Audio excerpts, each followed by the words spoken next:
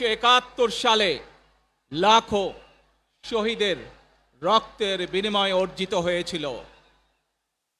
ঠিক একইভাবে 75-এ আবার 7ই নভেম্বর আধিপত্যবাদীদের হাত থেকে রক্ষার জন্য সেদিন সিপাহী জনতার বিপ্লবের মাধ্যমে আধিপত্যবাদের হাত থেকে দেশকে রক্ষা করা হয়েছিল।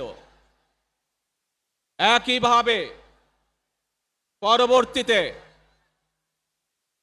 90-এ স্বৈরাচারের বিরুদ্ধে এদেশের জনগণ, এদেশের খেটে খাওয়া মানুষ তাদের গণতান্ত্রিক অধিকারকে ছিনিয়ে এনেছিল।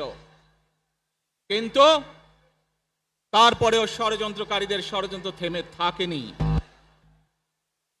আমরা তারপর দেখেছি 2024 সালে, 71 সালে এই দেশের মানুষ যেমন স্বাধীনতা অর্জন করেছিল, 2024 সালে এদেশের ছাত্র জনতা সহ সর্বস্তরের মানুষ, কৃষক, শ্রমিক, গৃহবধূ, নারী, পুরুষ, মাদ্রাসার ছাত্র সহ দলমত নির্বিশেষে, শ্রেণী পেশা নির্বিশেষে সকল মানুষ সেদিন 2024 সালের 5ই আগস্ট এই দেশের স্বাধীনতা এবং সার্বভৌমত্বকে রক্ষা করেছিল।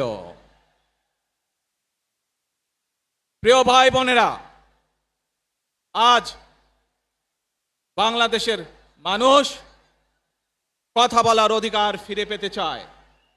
তারা তাদের গণতান্ত্রিক অধিকার ফিরে পেতে চায়।